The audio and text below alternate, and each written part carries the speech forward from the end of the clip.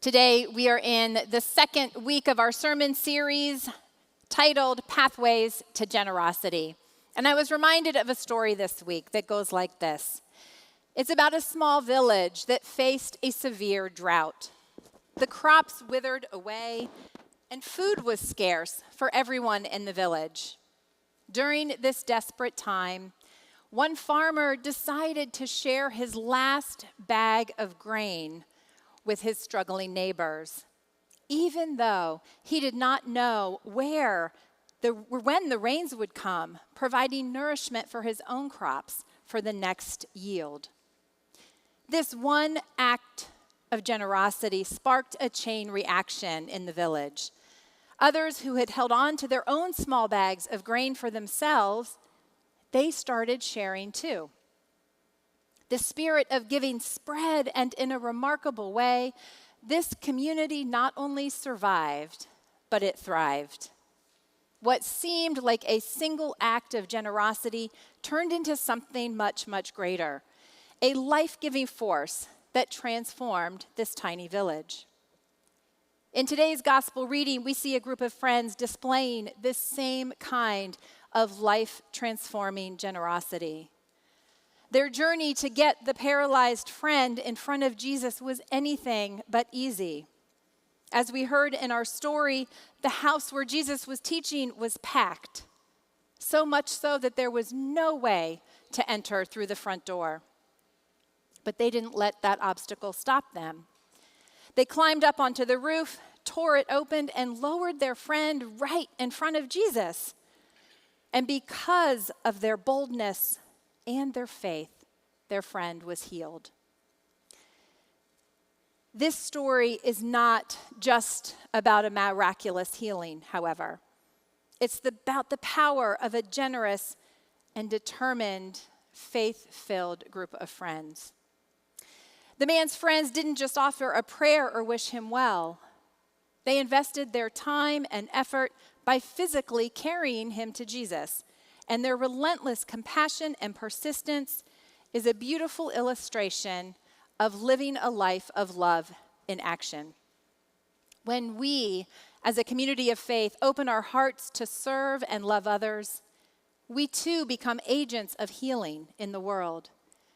We take part in God's work of restoration, helping to mend the brokenness in the lives of those around us and in our own lives too. This healing often comes from the simple act of showing up for one another. Bear with me. As I am near the end of my own journey with you as your associate pastor, I'm filled to the brim with memories of our shared ministry with one another and the ways you have shown up for each other with generosity and love. From tending to the details of a memorial service, so a grieving family doesn't have anything to worry about when they come to say goodbye to their loved one, to knitting and delivering prayer shawls that offer comfort, and new baby blankets to welcome the new life into the world, saying yes to giving rides to someone who had surgery and is unable to drive for themselves, serving in our children's and youth ministries as mentors and leaders, delivering flowers at Christmas and Easter to spread holiday cheer, spending a Saturday working on a new home for a family in Passaic, as some of you did yesterday with Habitat, serving a hot meal for the homeless or working poor with our mission partners in Patterson, going to the jail to bring a meal and hope to the incarcerated, sleeping on an air mattress, on a gym floor, on a mission trip, guiding our youth as they come to understand their call to live and to serve and to love. Holding space for one another in small groups, lifting one another up and carrying one another's burdens in a safe place, donating backpacks to children in need, giving of your financial resources to the mission and ministry of Jesus Christ, and supporting our annual Lent and Advent campaigns, transforming lives you will never meet, offering a warm welcome at the front door, baking goodies for coffee hour, growing and donating fresh produce to the food insecure, welcoming new members and our confirmation students who say yes to God and say yes to Westside, and working behind the scenes, serving on committees, planning church-wide outreach events, lending a hand for setup or cleanup. I could go on and on and on. No matter what the action is, you have shown up for others with generosity and love. And you have shown up for me too, and I'm forever grateful. As I look back, I'm overwhelmed with gratitude for the outpouring of support and love I received when my mother died 8 years ago. And I'm overwhelmed by the love and the prayers and the meals that I received during my disability leave after my own surgery. And the small and beautiful ways that you've encouraged me in our shared ministry and life together. For 13 years, I have seen how single small acts of love and action have turned into something much, much greater, just like the man in the story who gave away his bag of grain, and just like the friends who carried their friend to Jesus. Transforming lives is what Westside is about, and I'm thankful you have transformed my own.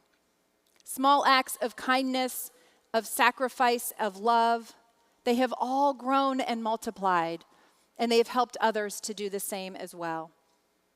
The world often tells us to hold on tightly to what we have, that it's ours, but God calls us to live a different way, to be generous with our very lives, of our time and our talent as our treasure, as we've been hearing about through our shared stories today. When we give, we also reflect God's own nature, for God is the ultimate giver. And generosity, when it flows through faith, has a multiplying effect. It is a chain reaction, touching more lives than we can ever imagine and anticipate in ways that we may never, ever see. Today's story invites us to consider our own acts of generosity. Just as those friends carried their paralyzed companion, we are called to lift one another up, to show up for those in need, and to extend our hands and our hearts, to extend our very lives. Your generosity reflects your faith in God's work, allowing you to be a part of something that is so much greater than yourself. And this generosity is not just about what you give. It's also about why. In a few moments, you'll have an opportunity to reflect on why you give to Westside. And as you do, never underestimate the power of a generous, determined, and faith-filled community.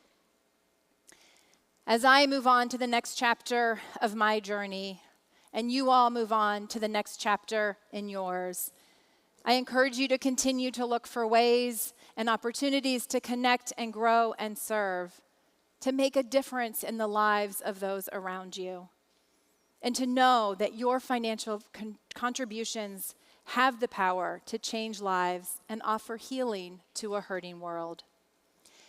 I don't know what lies ahead for me or for each of you, but I do know this: God is faithful.